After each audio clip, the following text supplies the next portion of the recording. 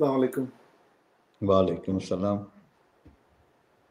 দর্শক শ্রোতা, voice of বাংলার ৪র্থ মাত্রায় আপনাদের সবাইকে স্বাগত জানাচ্ছি। আমাদের আজকের অনুষ্ঠানের অতিথি জনাব আতিকুর রহমান, প্রেসিডেন্ট বাংলাদেশ আমেরিকার চেম্বার্স অফ কমার্স। জনাব আতিকুর রহমান, আপনাকে আমাদের অনুষ্ঠানে স্বাগত জানাচ্ছি। ধন্যবাদ আপনাকে আমাকে নেওয়ার জন্য। আপনার তো অনেক পরিচয়। আপনি শুধু যে আমেরিকান বাংলাদেশ চেম্বার্স অফ কমার্সের প্রেসিডেন্ট তাই নয়, আপনি ফোবানারও একজন বড় কর্মকর্তা, যেটা সারা বিশ্বে পরিচিত। এছাড়াও আপনি একজন অভিনয় শিল্পী, একজন বাচিক শিল্পী। এছাড়াও আপনার অনেক পরিচয় আছে, যেগুলো তো আমরা আজকের অনুষ্ঠানে ধীরে ধীরে আমরা জানতে পারবো। তো শুরুতেই জেনে নেই আপনার কেমন আছেন আপনি? মানে ভালো আছি। আপনি তো ফ্লোরিডাতে ধন্যবাদ। আছেন। জি, জি। ফ্লোরিডার বাংলাদেশিরা কেমন আছেন? আপনি কেমন আছেন? কি অবস্থা ওখানকার? না ফ্লোরিডায় এখন অবস্থা জিজ্ঞেস করলে তো অনেকগুলা ক্ষেত্র বোঝায়। বাট সবাই ভালোই আছে। এভরিবডি ডুইং বিজনেস এখানে মেক্সিমাম ফ্লোরিডাতে সব ব্যবসায়ী এবং ভালোই করছে সবাই। No doubt. তো বাংলাদেশের যে বর্তমান প্রেক্ষাপট, বাংলাদেশে তো এখন একটি ক্রান্তিকাল চলছে। সেই ক্রান্তিকালে আপনারা যারা ফ্লোরিডাতে আছেন, বিশেষ করে বাংলাদেশি কমিউনিটি, তারা বিষয়টিকে কিভাবে দেখছে? যেহেতু আপনি ফ্লোরিডা শুধু নয়, যুক্তরাষ্ট্রের একজন শীর্ষস্থানীয় কমিউনিটি নেতা, আপনি ফোবানার লিডার, সাবেক চেয়ারম্যান, এবং আন্তর্জাতিকভাবেও বিশ্বে আপনার একটা পরিচয় রয়েছে। বিশেষ করে সাউথ আমেরিকাতে আপনার ব্যবসা বাণিজ্যের ক্ষেত্রে আপনার একটা পরিচিতি রয়েছে। তো সেই প্রেক্ষাপটে বর্তমান বাংলাদেশকে কিভাবে দেখছেন আপনারা? অ্যাকচুয়ালি যে উদ্দেশ্য নিয়ে বাংলাদেশের সাধারণ মানুষ যেভাবে সমর্থন করেছিল এবং যেভাবে আশা করেছিল এবং সেইটা কিন্তু তারা পায়নি। তো সবাই এটা নিয়ে খুবই কনফিউশন অবস্থায় আছে। হুম? যে আমাদের অতীতে যে আওয়ামী লীগ সরকার যেভাবে দেশ চালাচ্ছিল এবং যেভাবে চলছিল, আ যে বাংলাদেশের অর্থনৈতিক দিক যে ডেভেলপ করেছিল, কিন্তু আরেকটা ক্ষেত্রে যেটা আম আমার দৃষ্টিতে যে প্রচুর পরিমাণে যে আ উম কনফিডেন্স, মানুষের যে কনফিডেন্সটা হারায় ফেলেছিল আওয়ামী লীগ। যে যেটা আমরা বলি আ বাংলাদেশের জাতীয় খাদ্য হয়ে গেছিল ঘুষ। হুম? ঘুষ প্রথার থেকে মানুষ বেঁচে আসতে চাচ্ছিল, বেরিয়ে আসতে চাচ্ছিল। সেইখানে আবার আরেকটা দিকে যেভাবে উন্নতি করছিল বাংলাদেশ, হ্যাঁ? ওরা চাচ্ছিল যে আরো বেটারমেন্ট হবে। কিন্তু আল্টিমেটলি যদি বাস্তবতায় আসেন, তাহলে এটা উন্নতির থেকে অবনতিটাই বেশি হচ্ছে এখন। এখন তার চেয়ে আরো বেশি মানুষের কোনো আস্থা নাই। মানুষ কনফিউশন এর অবস্থার মধ্যে আছে। হুম। তাহলে মানুষ তো চেয়েছিল একটা ভালো পরিবেশ সৃষ্টি হবে, যেখানে আপনি তো জানেন যে এই একটা বৈষম্য বিরোধী আন্দোলন হয়েছিল। তো তাদের একটা দাবি ছিল যে বাংলাদেশে কোনো বৈষম্য থাকবে না কোনো ক্ষেত্রেই। কি শিক্ষা, কি চাকরির ক্ষেত্রে সব জায়গাতে বৈষম্যটা থাকবে না। এবং আপনি যে কথা বলেছেন যে বাংলাদেশে একটি ঘুষ এবং দুর্নীতিপ্রবণ একটি পরিস্থিতি তৈরি হয়েছিল, যে যেখানে ঘুষ ছাড়া কোনো কাজ হতো না, কিংবা দুর্নীতি, এবং যারা পয়সাওয়ালারা তারা বাংলাদেশের অর্থ কামাই করে সেটা বিদেশে পাচার করে দিত, সেটি বন্ধ হবে এবং বাংলাদেশের টাকা বাংলাদেশেই থাকবে। কিন্তু সেইখান থেকে আজকে যে আমরা 12-14 মাস পার করলাম, এই পার করার পর আমরা কি সেই কাঙ্ক্ষিত লক্ষ্যে পৌঁছতে পেরেছি, কিংবা আদৌ কি আমরা মনে করি পারবো? আমি একটু আগেই বলেছি যে মানুষ যেরকম আশা করেছিল তার হিতে বিপরীত আরো আরো খারাপের দিকে। বৈষম্য বিরোধী আন্দোলন বলতে আপনি যেটা আ আপনারা মনে করেন বা আমরা যেটা মনে করি, তো তার চেয়ে আর খারাপ অবস্থায় এখন আমরা আছি।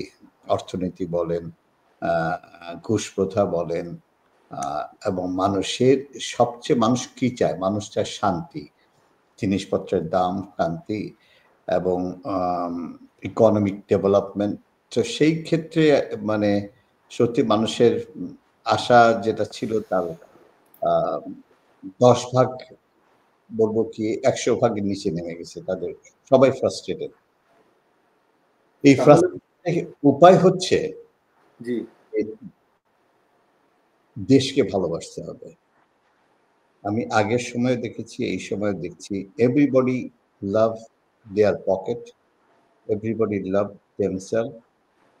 এইটার থেকে যদি আমরা বের হতে না পারি, এই ইয়ের থেকে যদি বের হতে না পারি, আমাদের এই অবস্থাই কন্টিনিউ হবে এবং আরো খারাপের দিকে যাবে।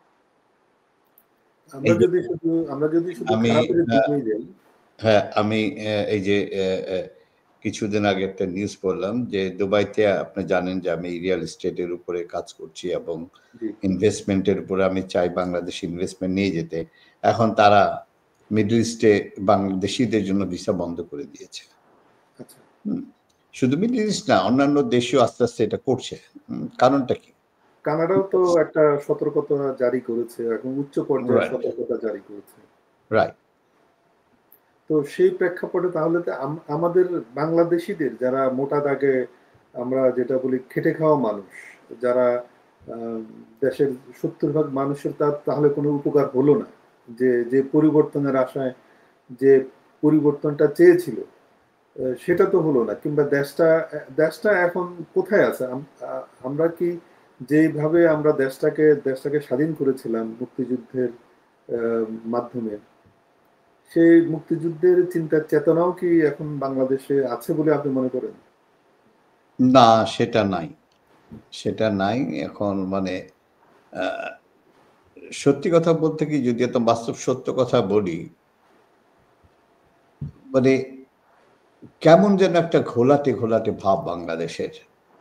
রাজনৈতিক আন্দোলন বলেন, অর্থনৈতিক অঙ্গনে বলেন, আম কাজের ক্ষেত্রে বলেন, তো মার তো খাচ্ছে সে গরিব মানুষরাই। হিমশিম খাচ্ছে। তো সবসময় তো তাই হয়ে থাকে বাংলাদেশে এবং তাই হচ্ছে। যে মানুষের কোনো আম যেই আকাঙ্খা, যেই ভালোবাসা নিয়ে তারা যেই সংগ্রামটা মানে অ্যাকচুয়ালি সংগ্রামটা এভাবে আসে না কিন্তু আপনি চিন্তা করবেন যে কোটা ভিত্তিক আন্দোলন নিয়ে যে কাজটা শুরু হয়েছে, এটা আমাদের সরকার ইজিলি কন্ট্রোল করতে পারত। হুম? কিন্তু আমি একটু আমাদের অতীত সরকারের উপর একটু ইয়েটা করছি, করে তারপরে এখানে জি, আসতেছি। অবশ্যই। কিন্তু আনফরচুনেটলি আমাদের আ অতীতে যে সরকার ছিল, তারা কিন্তু আ ইজিলি এটা কন্ট্রোল করতে পারত। কিন্তু এটা একটা বিরাট ষড়যন্ত্র তৈরি হয়েছিল বাংলাদেশে। কোটা ভিত্তিক আন্দোলনের পরেও কিন্তু এটার পিছনে কোনো বিদেশি শক্তির হাত ছিল এবং যার জন্য আ এই আন্দোলনটা মানে তরিণত হলো। এই আন্দোলনটা হওয়ার পরে আ এনিওয়ে সাধারণ মানুষও রাস্তায় নেমে আসলো। আ আসার পরে যেটা হলো আপনারা সবাই জানেন, আমরা সবাই জানি। তারপর মানুষের আকাঙ্খা একটু বেড়েছিল যে আ ঠিক আছে তারা আ ফিউচার আরো ভালো হবে, আরো কিছু হবে। কিন্তু আল্টিমেটলি যখন আ মাস ৪-৫ এক পার হলো দেখলো যে এটা তো উন্নতির দিকে না হলে আরো অবনতির দিকে যাচ্ছে। হুম? না, আপনি যে তো বিষয়টার দিকে আপনি ইঙ্গিত করছিলেন যে আহ, আহ, সরকারকে পতন জনগণ করেনি, একটা বিদেশি রাষ্ট্র ফান্ডিং করে কিংবা ট্রেনিং দিয়ে সরকারকে সরানো হয়েছে। তো সেইভাবে তাহলে তো জনগণের সেখানে কোনো ইনভলভমেন্ট ছিল না, জনগণকেও কি ভুল বোঝানো হয়েছিল যে না, এটি জনগণের একটি প্রত্যাশা? না, জনগণকে টোটালি মানে বললাম না ওই যে আ মানে যখন আপনি মার খাবেন তখন তো আপনি বের হয়ে আসবেন, তাই না? কিন্তু এটাকে এমনভাবে প্রোপাগান্ডা করা হয়েছে যেমন মানে এটা চিন্তার বাইরে। প্রচুর আমাদের আ বর্তমান প্রেসিডেন্ট আমেরিকার বর্তমান প্রেসিডেন্ট ডোনাল্ড ট্রাম্পও বলেছে যে বাংলাদেশে প্রচুর ফান্ডিং করা হয়েছে। তো এটাকে ইয়ে করার জন্য সরকার পরিবর্তন করার জন্য। এটা তো আমেরিকার আমেরিকার প্রেসিডেন্টই এটা স্বীকার করেছে, বলেছে। জি, হ্যাঁ? তো আমরা তো অত দূরে যাব এই না। জন্য তো আমরা হুম, ডিপ স্টেটের অনেকগুলি নিউজ আমরা দেখেছি, জি। এবং বিভিন্ন ধরনের মূলধারার নিউজও আমরা দেখেছি যে কিভাবে ফান্ডিংটা হয়েছে, কিভাবে গিয়েছে। তো সেই দিক থেকে অনেকে মনে করেছিল যে ডক্টর ইউনূস যেহেতু রাষ্ট্র ক্ষমতায় আসছেন, তিনি একজন নোবেল লরিয়েট, তিনি একজন শান্তিতে নোবেল পেয়েছেন, বাংলাদেশটাকে তিনি একটা শান্তিময় পর্যায়ে নিয়ে যাবেন। কিন্তু গত 12 মাস কিংবা 14 মাসে আমরা তো সেটি দেখছি না। এবং এই যে আন্দোলনের সময় যে ব্যবসা বাণিজ্যগুলিকে ধ্বংস করা হয়েছে, আপনি আপনি হয়তো খেয়াল করেছেন মুক্তিযুদ্ধের চেতনাগুলিকে ধ্বংস করা হয়েছে। আমরা আমরা আগেও দেখেছি বহুবার সরকার পতন হয়েছে আন্দোলনের মাধ্যমে, কিন্তু মুক্তিযুদ্ধকে কেউ স্পর্শ করেনি, কিংবা ব্যবসা বাণিজ্য যেভাবে এবার ধ্বংস করা যায় সেভাবে করেনি, কিংবা সরকারের প্রতিষ্ঠান। তাহলে এই বিষয়গুলিকে আপনি কিভাবে দেখছেন? এই যে মুক্তিযুদ্ধের উপর আঘাত, ব্যবসা বাণিজ্যের প্রতি আঘাত, বিষয়গুলিকে আপনি কিভাবে দেখছেন এই যুক্তরাষ্ট্র থেকে?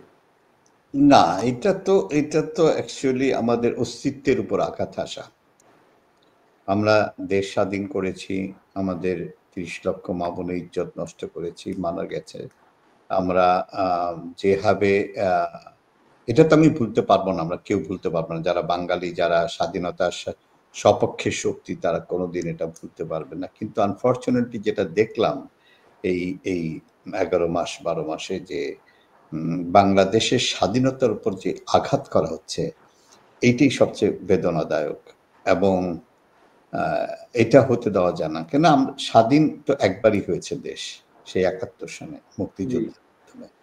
এরপরে তো স্বাধীন বলে কোনো জিনিস নাই। কোনো জিনিস জি, হতে পারে না। তখন তো তাহলে আরেকটা নাম দিতে হবে। হ্যাঁ? তখন আরেকটা দেশ তৈরি করতে হবে। তো বাংলাদেশ তো বাংলাদেশই। জি। এটা একবারই স্বাধীন হয়। এটা ১০ বার স্বাধীন হয় না। হ্যাঁ? আমি একটু আগেই বলেছিলাম যে আসলে যতদিন পর্যন্ত আমরা আমাদের দেশকে না ভালোবাসবো, আমাদের আ মুক্তিযুদ্ধের চেতনা আমাদের ভিতর না আসবে, যতদিন পর্যন্ত আমরা স্বাধীনতাকে আমরা বিশ্বাস করতে পারবো না, ততদিন আমাদের দেশ কোনোদিন উন্নতি করবে না। কারণ আমরা তখন আমাদের নিজের ব্যক্তি স্বার্থকে বেশি করে দেখি। তো ব্যক্তি স্বার্থও তো ইম্পোর্টেন্ট না। ইম্পোর্টেন্ট হচ্ছে আমার দেশ।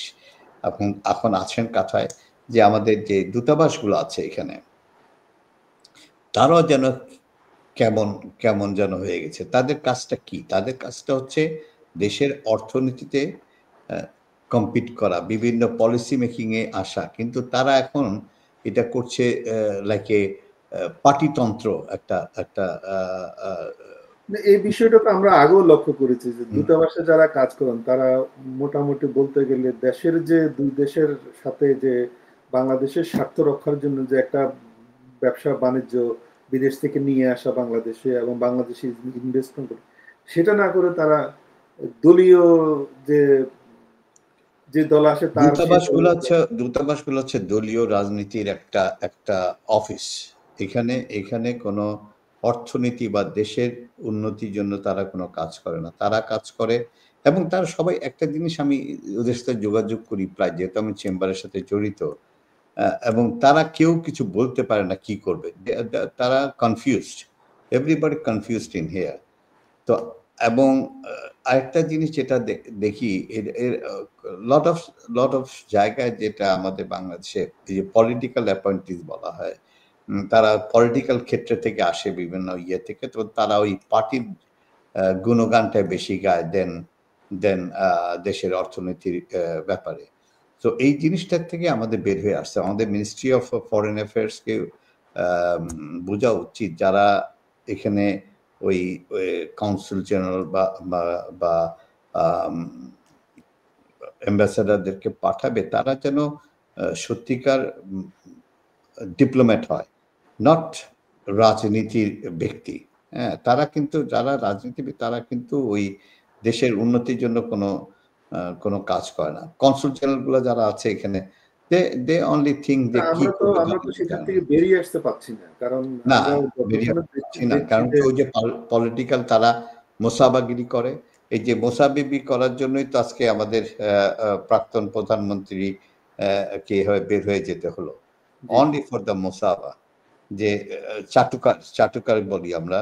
চাটুকারদের এই চাটুকারিতার জন্য আজকে আমাদের পতন হয়েছে।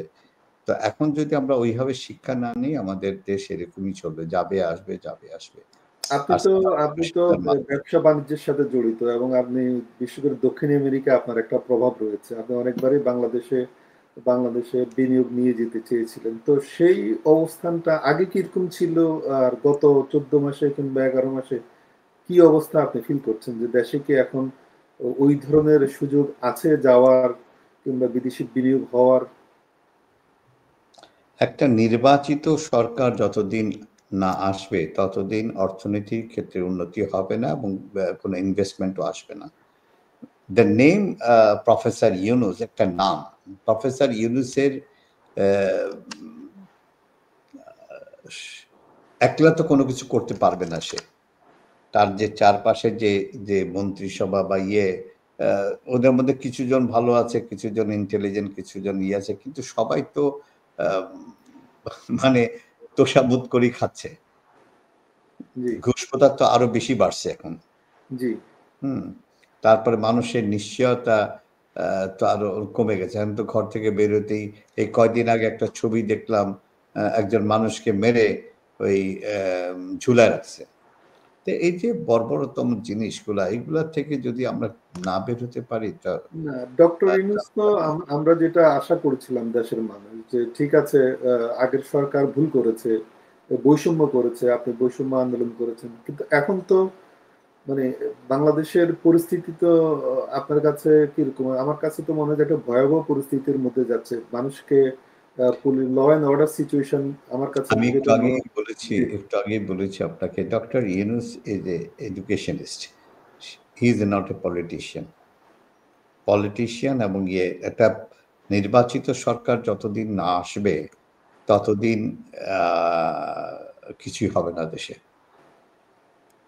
আপনি যখন নির্বাচিত সরকারের কথা বলছেন, আমি একটু আ উম আ ঢাকার দিকে নজর দিতে চাই। ঢাকাতে আপনি দীর্ঘদিন ছিলেন। আপনি একসময় নাটকের সাথেও জড়িত ছিলেন এবং খুব শীর্ষ পর্যায়ে আপনি সিনেমাতেও অভিনয় করেছেন, আমরা জানি। এই যে গত কিছুদিন আগে ডাকসু এবং জাকসুতে নির্বাচন হলো এবং সেখানে আপনি দেখেছেন যে অ্যা যারা মুক্তিযুদ্ধের বিরোধী ছিল তাদের জয়-জয়কার হয়েছে। এবং সেখানে আমরা এতদিন জানতাম যে অ্যা বাংলাদেশে ২ টো রাজনৈতিক দল আছে। একটি হলো বাংলাদেশ আওয়ামী লীগ, আরেকটি হলো অ্যান্টি আওয়ামী লীগ। এবং এই অ্যান্টি আওয়ামী লীগ রাজনীতির নেতৃত্ব দিয়েছে বিএনপি এতদিন।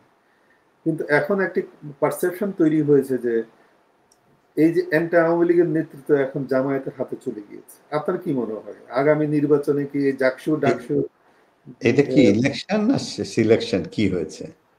না, সেটাই আমরা আপনার কাছ থেকে জানতে চাই। আপনি আমার যেহেতু কাছে জেনে তো বাংলাদেশের মানুষই এটা জানে। তো এগুলা আসলে এরকম ইলেকশন তো কেউ চাবেও না এবং এরকম ইলেকশন আশাও করে না। যদি এই ধরনের আ সুষ্ঠু রাজনীতি যেদিন না আসবে, সেদিন দেশ উন্নতি হবে না। না, আমি এটা যেটা আপনি জানতে লিখে রাখবেন। চাইছিলাম যে এই একই অভিযোগ কিন্তু সাবেক প্রধানমন্ত্রী বিরুদ্ধেও করা হয় যে তিনি সুষ্ঠু নির্বাচন করেননি। যার কারণে তাকে চলে যেতে হয়েছে। তাই এখনো যদি সুষ্ঠু নির্বাচন না হয়, তো তাহলে দোষটা কার? দোষটা কি আদৌ উনার, না যিনি ক্ষমতায় থাকেন তিনিও একই কাজ করতে চান? জোর যার মুল্লুক তার। না, সেটা তো যদি সবসময় তাই হয় তাইলে তো তাই হচ্ছে কোনো বাংলাদেশে। ওই যে দেশের আমি কোনো একটু আগে বললাম, জি, যতক্ষণ পর্যন্ত আপনি দেশকে না ভালোবাসবেন, ততদিন পর্যন্ত এরকম চলবেই। দেশের আপনাকে মানুষকে তো দেশটা হচ্ছে আপনার ইম্পোর্টেন্ট, পার্টি আপনার কাছে ইম্পোর্টেন্ট না। পার্টি হচ্ছে সেকেন্ডারি। জি। আমরা করি কি, পার্টি হচ্ছে আমাদের নাম্বার 1, দেশ হচ্ছে নাম্বার 2। তো নাম্বার 1 যেদিন হবে দেশ, সেদিনই দেশের উন্নতি হবে। তাছাড়া দেশের উন্নতি হবে না।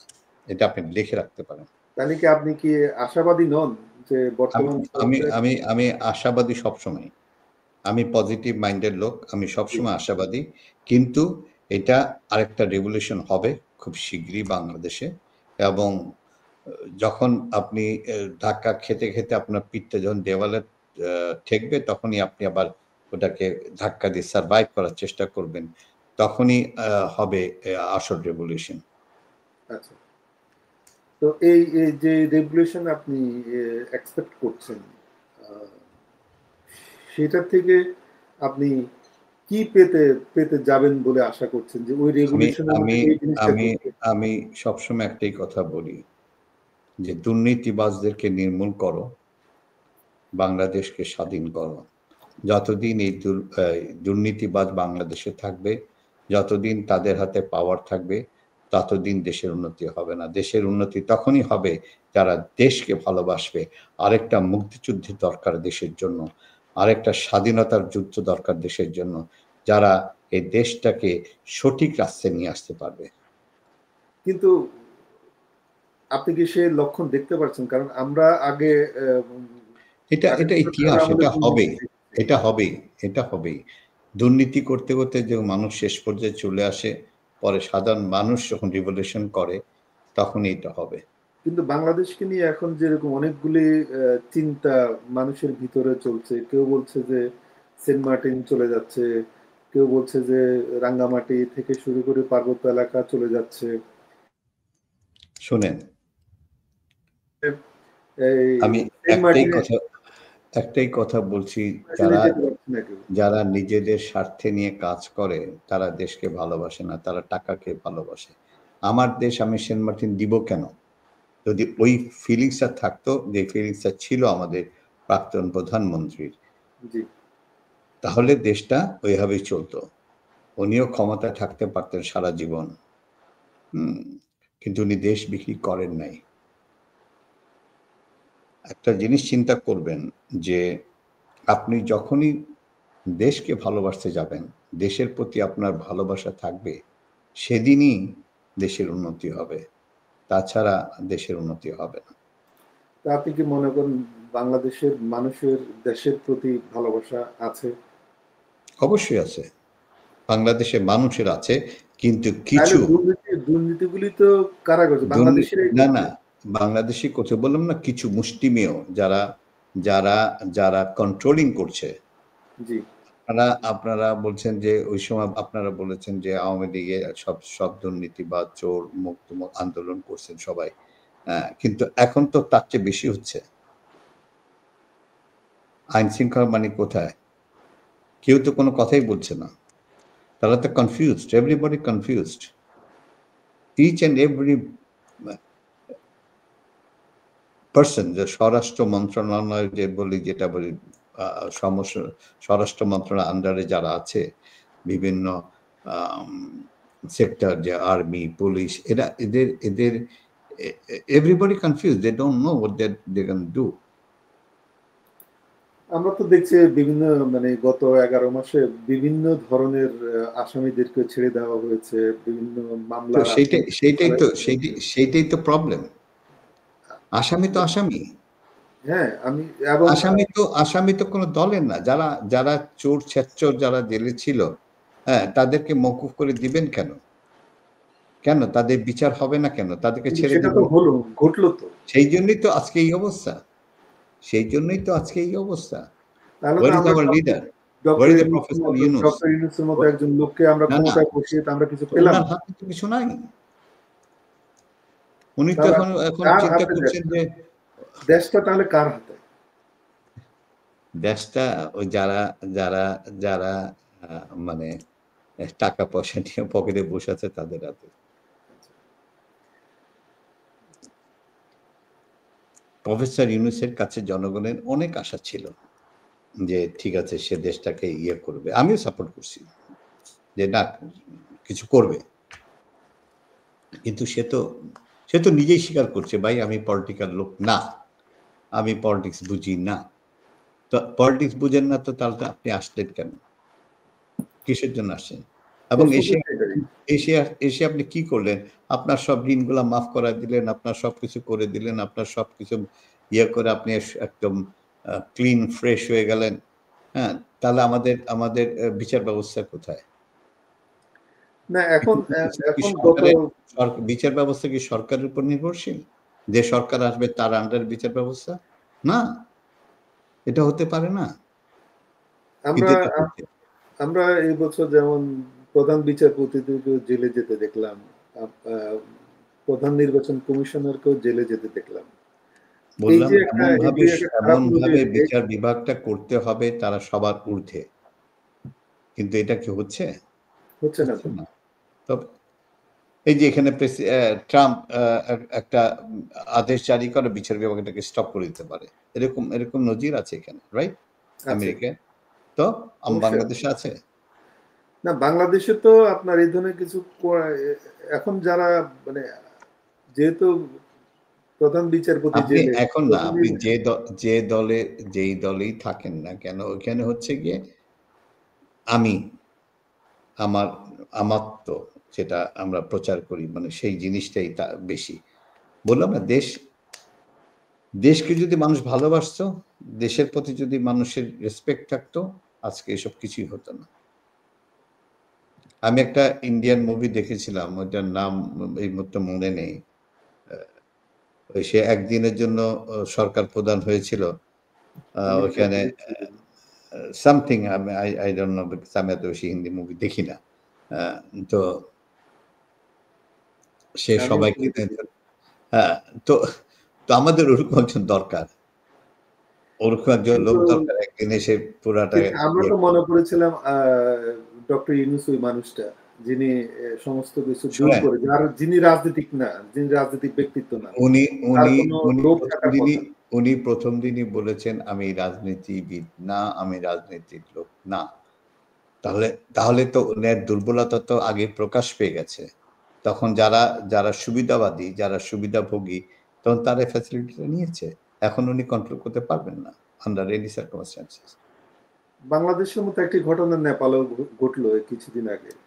সেখানেও একজন একজন তত্ত্বাবধায়ক সরকারের প্রধান হয়েছেন এবং তিনি এসেই ৩ জন উপদেষ্টা নিয়েছেন এবং তার ১ম কাজ হলো তিনি নির্বাচন তারিখ ঘোষণা করেছেন। এটি বাংলাদেশে হলো না কেন? এবং বাংলাদেশে যারা আন্দোলন করছে তারাই এখন ক্ষমতা দখল করে আছে। শো শোনেন, এটা হয়নি যেহেতু এটা একটা পলিটিক্যাল আ বিদেশি চক্রের হাতে বাংলাদেশ বন্দী হয়ে গেছে। হ্যাঁ? এবং যার জন্য এই ঘটনাগুলো ঘটছে। এখন একসময় ছিল আ রয়ের আন্দোলন, এখন হচ্ছে গিয়ে আপনার IS কি বলে, ওই যে পাকিস্তানি এদের আন্দোলন, আইএসআই। ISI এর আন্দোলন, কিছুটা হচ্ছে আবার ওই আম ইসলামিক তন্ত্রের আন্দোলন, কিছুটা হচ্ছে বিদেশিদের চাপ। তো টোটালি এটা দিশেহারা হয়ে এখন বাংলাদেশ এখন হাবুডুবু খাচ্ছে। We এটা need থেকে a leader. এটা থেকে মুক্তির We উপায় কি need আমাদের? a good leader in Bangladesh. এটা থেকে মুক্তির উপায় কি?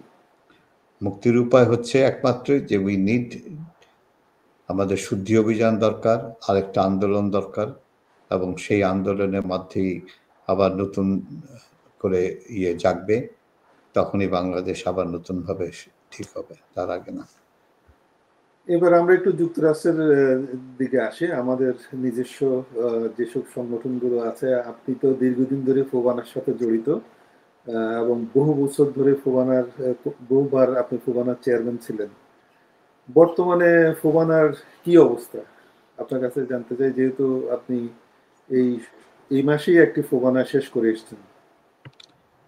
ফোবানা যতদিন পর্যন্ত আমরা নিউ জেনারেশনকে আনতে পারবো না, ততদিন পর্যন্ত এটা এভাবেই চলবে। কারণ কি, আমাদের আইডেন্টিটি ক্রাইসিস অনেকের আছে এবং আমরা এটাকে দখল করতে চাই। তো এবার আমাদের নতুন আ চেয়ারম্যান হয়েছেন। অ্যান্ড আই হোপ তার অভিজ্ঞতা অনেক বেশি। আই হোপ উনি এটাকে আ স সফলভাবে নিয়ে যাবেন। আমাদের সমর্থন থাকবে তার প্রতি। অ্যান আসলে ফোবানা আমরা আমাদের মূল উদ্দেশ্য থেকে হারিয়ে যাচ্ছি। এটা হচ্ছে মেইন থিং। না, ফোবানা তো একটা সেই ৮৭ সালে যেটা সৃষ্টি হয়েছিল ওয়াশিংটন ডিসিতে, সেটা আজকে বিভিন্ন ভাগে বিভক্ত হয়ে আছে। এই যে বিভক্তি কিন্তু আমরা নিজেরাই করছি, তাই না? যারা জি, যারা যুক্তরাষ্ট্রে বসবাস জি। করি। তাহলে এই বিভক্তি আমরা আর কতদিন থাকবে? আমরা কি এই বিভক্তি নিয়েই চলবো? নাকি দেখা যাচ্ছে যে অনেক সময় বাংলাদেশের রাজনীতি, বাংলাদেশের সমাজনীতিও এই ফোবানাতে এসে ভর করে। তো তাহলে সেখানে এই ফোবানাকে অ্যা আগের মতো একটা ঐক্যবদ্ধ প্ল্যাটফর্মে নিয়ে আসা, কিংবা ফোবানাকে যে তার মূল ধারায় নিয়ে আসা, সেটা কিভাবে সম্ভব? আমরা তো দেখছি যে সে গতানুগতিকভাবেই ফোবানা বিভিন্নভাবে বিভিন্ন স্টেটে হচ্ছে, বিভিন্ন জনে করছে। তো এইটার তো যে একটা ঐতিহ্য ছিল সেটা তো হারিয়ে যাচ্ছে। না, আমি চেষ্টা করেছিলাম যে আমাদের ফোবানাকে সবার সাথে এক করার জন্য। কিন্তু এটা সম্ভব না। বিভিন্ন মানে ফোবানাতে বিভিন্ন রকম তারা আম কনস্টিটিউশন নিয়ে বসে আছে। হ্যাঁ? মাতব্বর সব মানে মোড়ল যাকে বলে মোড়লরা হয়ে গেছে। এখন ওই যে যেটা হচ্ছে ওই গ্রামে বলে না পঞ্চায়েত, একেকটা ইসের মধ্যে একেকটা মোড়ল আছে। তো এখন এই মোড়ল মানে না ওই মোড়লের কথা, ওই মোড়ল মানে না ওই মোড়লের কথা। তাহলে তো এটা কোনোদিন এক হবে না আন্ডার এনি সার্কামস্ট্যান্সেস। আরেকটা জিনিস যেটা সবচেয়ে বড় যেটা আমাদের ইউএসএ যে লটা আছে, লটা হচ্ছে যারা ১ম থেকে ফোবানোর সাথে জড়িত এবং এটা অলরেডি তারা ইয়ে করেছে যে রায় দিয়ে দিয়েছে যে তারা যারা ১ম থেকে ফোবানার সাথে জড়িত তারা প্রত্যেকেই ফোবানার নাম দিয়ে করতে পারবে যারা মেন ফোবানার সাথে জড়িত আছে। যার জন্য এখন আর ওই ঐক্য বলে কোনো জিনিস আমরা বলি যে আমার দরজা খোলা, ও বলবে আমার দরজা খোলা, কিন্তু ঐক্য আর হবে না যতদিন পর্যন্ত আমাদের আর নিজেদের আত্মশুদ্ধি না আসবে। যতদিন চেষ্টা করে সবাই, কিন্তু ওই যে তাল গাছটা আমার চাই। হ্যাঁ, তো যার জন্য এটা সম্ভব না। তাহলে মানে আপনি একটা এই গ্রুপ আছে, ফোবানার ব্যাপারে হোম কেয়ার গ্রুপ, আরেকটা গ্রুপ আছে মানে ওটা হচ্ছে এমন ভাবে আইন করে রেখেছে যে ৪-৫ জন মিলে যে ওইখান থেকে নড়ার শক্তি নাই। তো আপনি নতুন করে যাওয়ার ৩ বছর আপনাকে ওয়েট করতে হবে। এটা তো নন প্রফিট অর্গানাইজেশন। এখন ৩ বছর ওয়েট করতে, করতে আপনি তো বুড়া হয়ে ফ্রাস্ট্রেটেড হয়ে আপনি চলে যাবেন আরেক জায়গায়।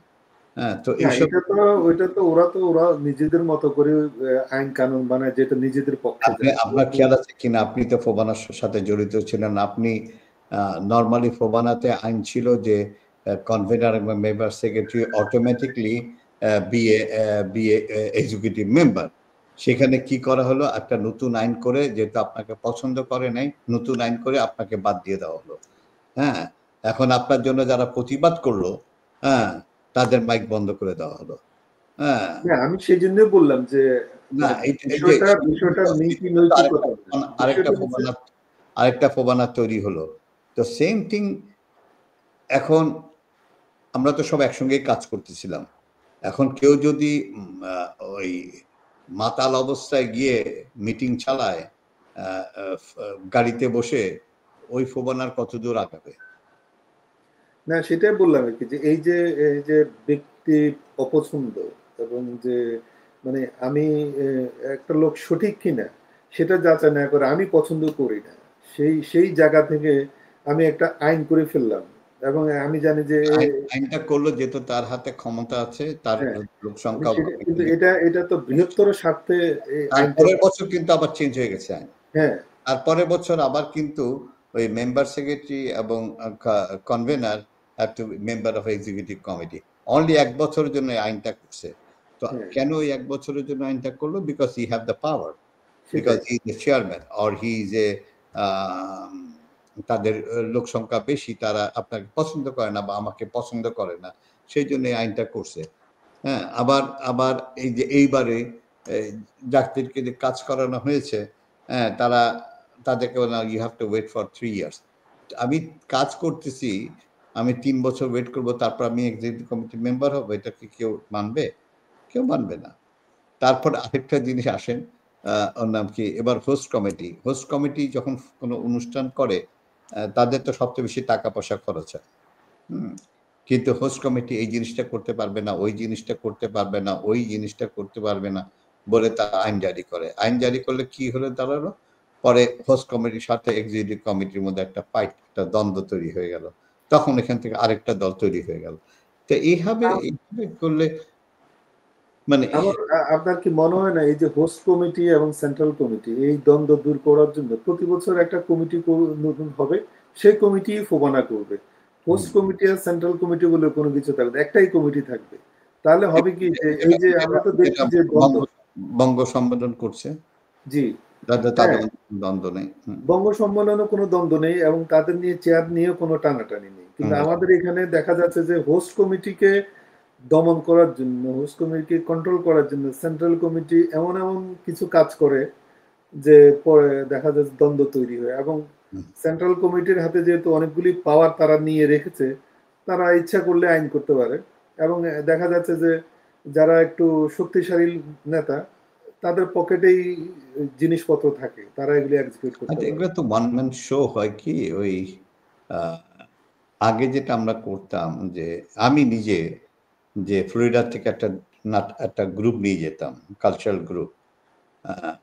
আর এখন যেটা হচ্ছে যে ব্রিফকেস নিয়ে গিয়ে খালি সম্মেলন করে আসতেছে, ওখানে ভোটাভুটি রাজনীতি, ভোটাভুটির সব, বাকি কোনো কিছু নাই। কোনো ফিডব্যাক, কোনো দেওয়ার কিছু নাই। হুম? তো এইগুলো থেকে বাইর না হলে আপনার, আমি তো হাতে গোনা বলে দেব কোন দলে কয়টা কয়টা সংগঠন। আপনি ৪০ টা সংগঠন বানান, কিন্তু ৪০ টা সংগঠন কি ৪০ টা সংগঠন? না। ৪০ টা শুধু নামবিহীন সংগঠন। না, আমি তো সেটাই প্রেসিডেন্ট অ্যান্ড দেখতেছি সেক্রেটারি। যে বিভিন্ন অনলি শহরে স্টেটে রেজিস্ট্রেশন করছে, বাস তারা। কিন্তু চলছে। বড় সংগঠন বলে এখানে কেউ নাই। না, এই ফুবানাতে তো মানে আমি যেটা দেখলাম আর কি, যেটা আমার বেশিরভাগ সংগঠনে অলমোস্ট পকেটের থেকে উঠে আসে। পকেট এবং থেকে পাওয়া। নিজস্ব এবং সেভাবে ওরা ভোটাভুটি গুলি করে, আমার আমার এতটা সংগঠন, আমার এতটা সংগঠন, আমার এতটা ভোট, আমার এতটা ভোট, সবগুলো আমার সেইভাবে। এই যে মানে এইভাবে একটা সংগঠন চালানো কি মনে হয় যে উচিত? এইভাবে একটা সংগঠন চালানো দরকার, তার জন্য তো করা আমাদের উচিত? কোনো ভয়েস নাই। আমাদের যে যে আজকে আপনি আসেন হেইতি বলেন, আজকে কিউবান বলেন, আজকে ভেনেজুয়েলা বলেন, আজকে আ অন্যান্য দেশের কথা বলেন। তাদের যে একটা ভয়েস আছে, বাঙালিদের সেই ভয়েসটা নাই। এই কারণে যে বিকজ আমরা একত্রিত না। আজকে ইভেনে আমাদের পাশের রাষ্ট্র ভারত, ভারতের একটা ভয়েস আছে।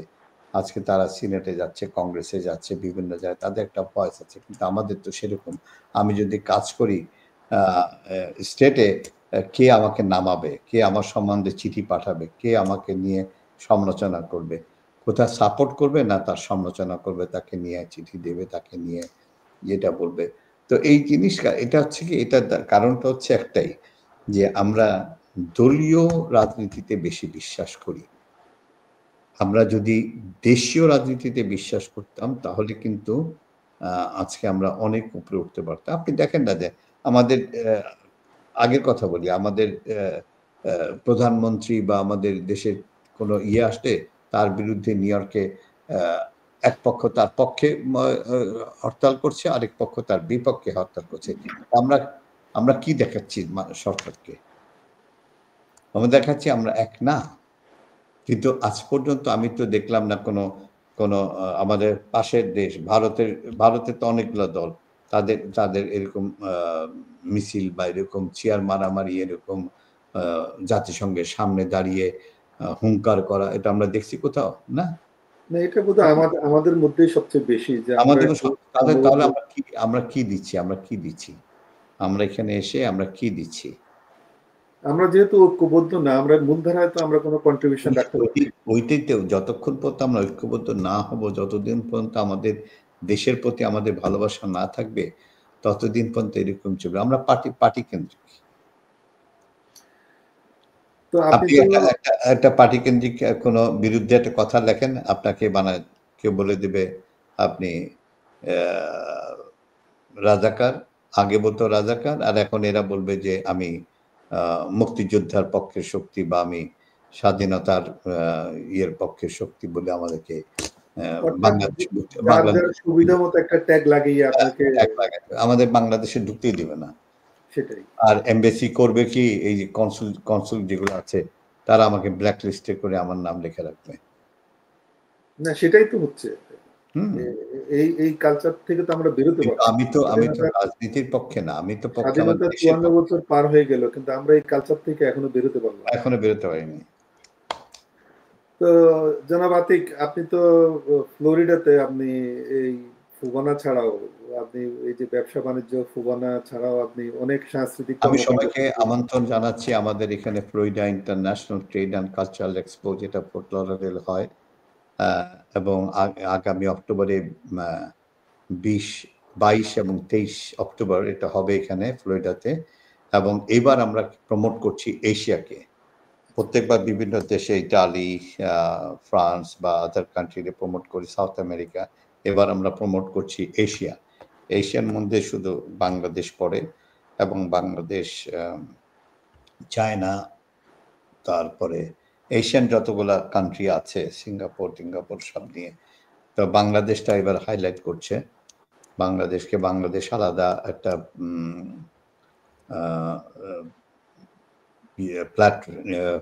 নিয়েছে এবং এখানে যারা বাংলাদেশি ব্যবসায়ী বা এখানে যারা ব্যবসা করতে চাচ্ছে নিউ ইয়র্কে, অন্যান্য দেশে, তারা এসে তাদের প্রোডাক্ট সম্বন্ধে 5 মিনিট বা 10 মিনিট বলতে পারবে স্টেজে। তো এইভাবে মানে আমরা আমাদের দেশের অর্থনীতির কে আমরা প্রমোট করব এবার। আচ্ছা আচ্ছা। এছাড়াও তো আপনি বইমেলার সাথে জড়িত ফ্লোরিডায়, আপনি সাহিত্য সম্মেলন করেন, সাহিত্য সম্মেলনের সাথে জড়িত। তো সবকিছু মিলিয়ে আর কি কি আপনি কর্মকাণ্ডের সাথে জড়িত সেখানে? আপনি তো আবৃত্তি, আপনি একজন বাচিক শিল্পীও বটে। আপনার ভরাট কণ্ঠস্বর আমরা সবাই। আমি বাংলা কালচারটাকে, বাংলাদেশটাকে প্রমোট করার চেষ্টা করি নিজের পয়সা দিয়ে। আই ডোন্ট টেক এনিবডিজ মানি। এটা উচিত ছিল যে আমাদের এমবেসি গুলা হেল্প করা। তারা তো হেল্প করা তো দূরে থাকুক, তারা নিজেরাই কনফিউশনে আছে। তো আমি চেষ্টা করি যে আমার দেশ সবার আগে, তারপরে সবকিছু। তো আপনার সাহিত্য সম্মেলন কি সামনে কোনো সাহিত্য সম্মেলন করার? এখন আমি একটু রিয়েল এস্টেট নিয়ে একটু ব্যস্ত আছি। এশিয়ান রিয়েল এস্টেট অ্যাসোসিয়েশন, আমি এটার প্রেসিডেন্ট ইলেক্ট এবং এটা নভেম্বরের 7 তারিখে এটা ইলেকশন হবে। I'm gonna be candidate for president এবং I hope I gonna win। এবং এটা হচ্ছে আপনাদের সমস্ত আমেরিকা জুড়ে এশিয়ান যারা আছে তাদের একটা ভয়েস। এবং এখানে সদস্য সংখ্যা হচ্ছে অলমোস্ট 15,000। এটার 80টি চ্যাপ্টার আছে বিভিন্ন স্টেটে। সব স্টেট মিলায় আমরা মায়ামি চ্যাপ্টারের আমি দাঁড়াচ্ছি। সো আই হোপ, আপনাকে আমন্ত্রণ জানাচ্ছি, আসেন নভেম্বরে। বাট আপনাকে জানাই ওই ফিটসিতে আসার জন্য, Florida international trade and cultural expo. এটা হচ্ছে যে কিভাবে বাংলাদেশের অর্থনীতিতে আমরা উন্নতি করতে পারি, এটার উপর সেমিনার হবে, ইনভেস্ট ইন বাংলাদেশ। এবং ওইখানে বিভিন্ন দেশের সব ইনভেস্টাররা আসে। এবং আপনি জানেন বাংলাদেশ আমি অলমোস্ট 4টা ইনভেস্টর নিয়ে গিয়েছি। তারা নীলফামারীতে আমাদের আগেরকার প্রধানমন্ত্রী, উনি যথেষ্ট হেল্প করেছেন। এবং এইবারেও আমি চেষ্টা করছি যাতে এখান থেকে কোনো ইনভেস্টর আসুক বাংলাদেশে ইনভেস্ট করার জন্য। এবং দুবাইতেও আমি যাই, আইপিএস ইন্টারন্যাশনাল প্রপার্টি শো, এবং আমি ওখানে ওদের একটা বক্তা আমাকে ওরা নিয়ে যায়। সো আমি সবসময় চাই আমার দেশটা উন্নতি হোক। আমাদের যেহেতু ওইটাই আমার গর্ব, ওইটাই আমার স্বাধীনতা, আমার দেশ। এবং দেশে যাতে যত উন্নতি হোক সেই চেষ্টায় আমি চালিয়ে যাব যতক্ষণ আমার ভিতরে শক্তি আছে। ধন্যবাদ আতিকুর রহমান, আপনি আমাকে আমন্ত্রণ জানিয়েছেন। আমি চেষ্টা করব আপনার ফিটসিতে অংশগ্রহণ করতে। আগেও আমি গিয়েছি এবং অগ্রিম শুভকামনা রইল। আপনার আশা করছি যে আপনি নির্বাচনে জয়লাভ করবেন, সামনের যে আপনার যে নির্বাচনটি আছে।